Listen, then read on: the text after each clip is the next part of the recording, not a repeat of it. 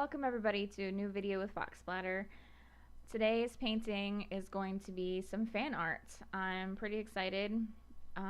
It's going to be in tribute to the new Spider-Man movie, which I am quite out of date and didn't even realize there was a new Spider-Man movie until like a couple days ago.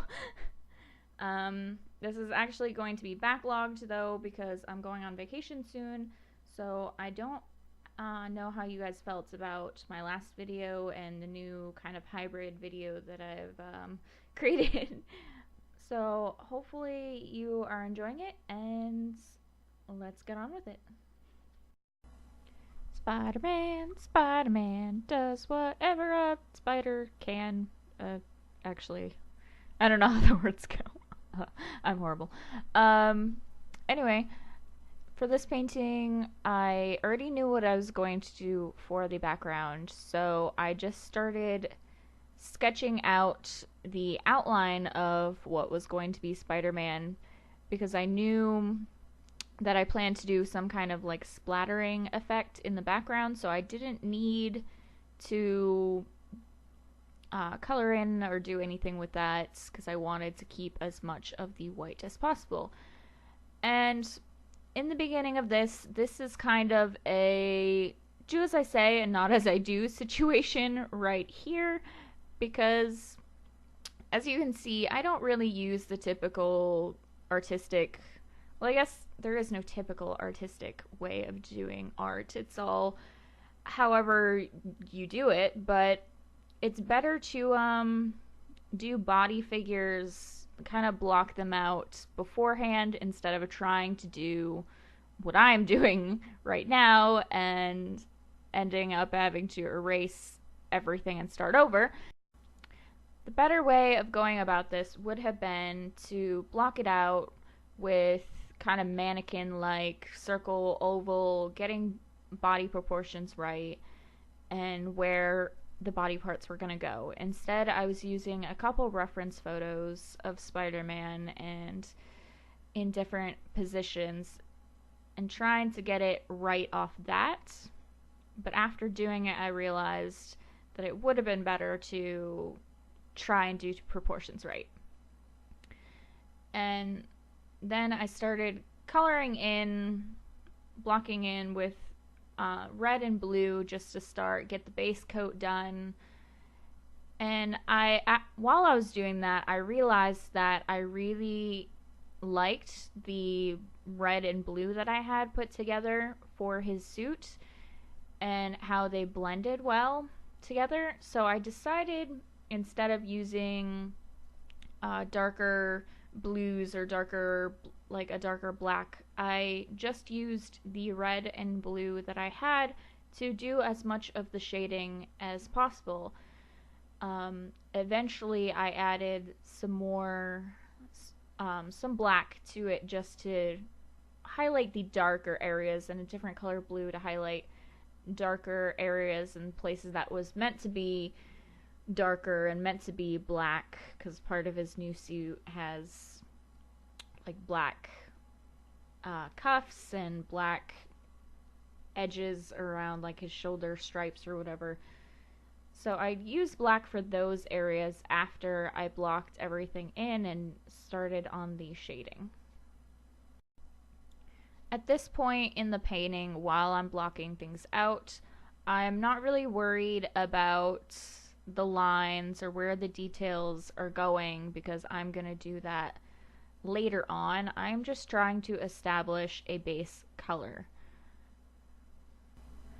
After blocking out the colors, I started on blocking out the shading and getting an idea of where I wanted the shading and where I wanted more shading than others, just establishing another layer. In painting, it's very important to do more than just one layer. The more layers you do, the more depth you add to the painting, and the more details it will look, and the more realistic it will look.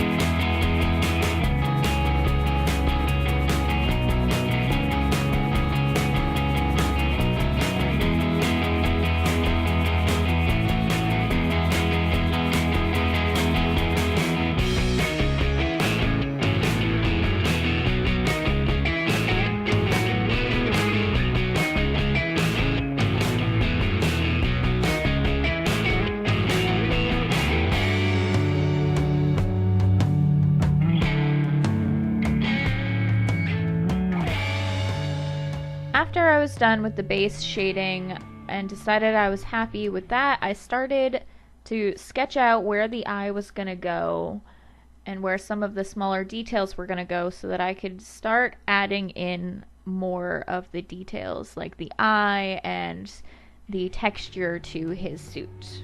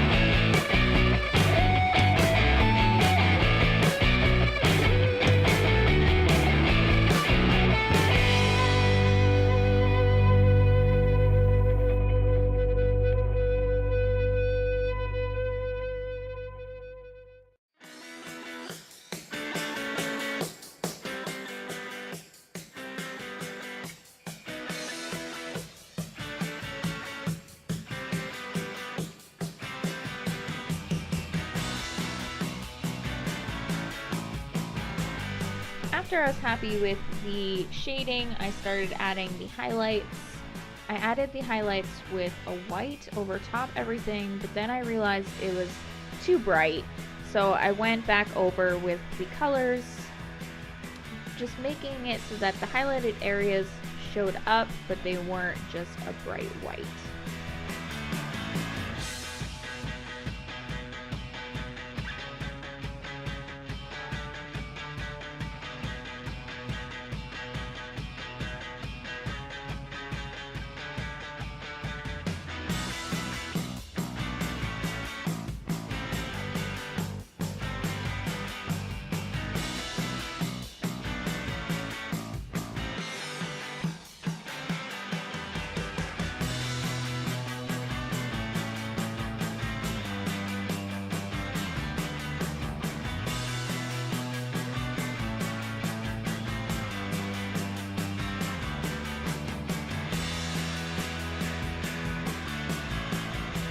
After all the details, I started on the background and I was able to confidently splatter the background so I knew I wouldn't have to go back over Spider-Man as much. And I wanted it to look like there was pieces of burning metal and gravel kind of flying around him. And at first, after I did the initial splattering, I felt like it wasn't enough, so I added bigger portions to it in the background, which of course then I also didn't like because I didn't feel like it looked like metal and gravel like I wanted it to. It kind of just looked like burning leaves or something. So instead, I ended up going back over with a white, again, kind of dulling those areas down. And then after I did that, I was able to add more black and more texture instead of the more flat areas like I had.